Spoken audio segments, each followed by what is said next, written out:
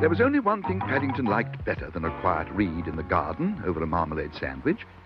That was a quiet read over 2 marmalade sandwiches. And one afternoon, he was doing just that when he came across a very interesting magazine article about pruning.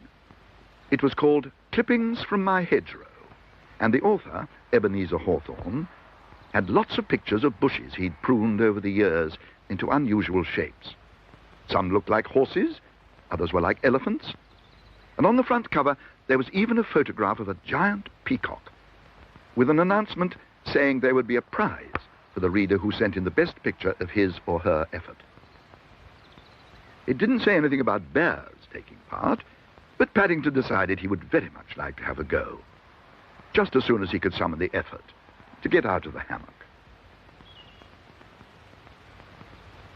As he set to work, he found to his disappointment that Mr. Brown's shrubs were either very spindly or so short they wouldn't even have made a hedgehog, let alone one of Mr. Hawthorne's elephants. In the end, he made a passing snip at a larger bush near the fence, and almost at once he wished he hadn't. "Bear! What are you doing now, Bear? Something hit me on the head. I might have known it was you."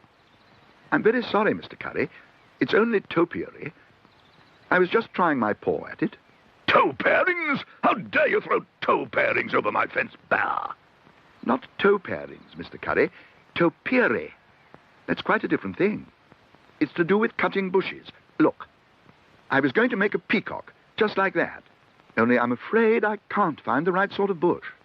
"A peacock? Didn't know you went in for that sort of thing."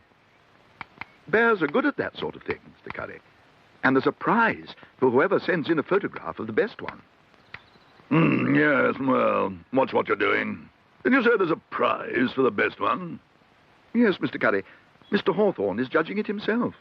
"I wouldn't mind a peacock in my garden, Bear.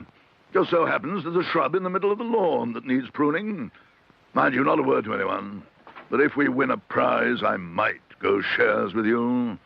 You can start right away, and I go and buy a film for my camera." "Thank you very much, Mr. Curry." At first sight, Mr. Curry's bush had all the signs of being very promising indeed. Paddington had never seen such a large bush, and it was positively crying out for a trim. In fact, he rather wished he'd chosen to make an elephant instead of a peacock, for there was more than enough material. Gradually, the pile of clippings at his feet grew larger and larger until it was almost as large as the bush itself. It was really very satisfying. Paddington could see why Mr. Hawthorne likened it all to giving someone a haircut, with first the styling and then the snipping off bits here and there in order to make it perfect. As he stood back to view the result of his handiwork, he felt very pleased indeed. Although it might not have taken in another peacock who happened to be passing, it did look very like the picture on the cover of the magazine. It was as he set to work tidying the loose ends up that disaster suddenly struck. "Help! Help! Help! Help! Help!" "Paddington!" cried Mrs. Brown. "Are you all right?" Paddington rubbed his eyes. "I think so," he announced. "I've been having trouble with a peacock. At least, I think I have." "A peacock?"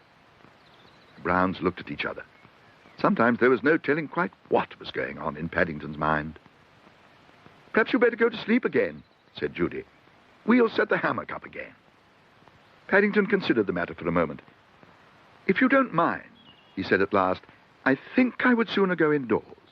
Mr. Curry's due back in my dream any moment now, and I'd rather not be there when he arrives. Thank you very much."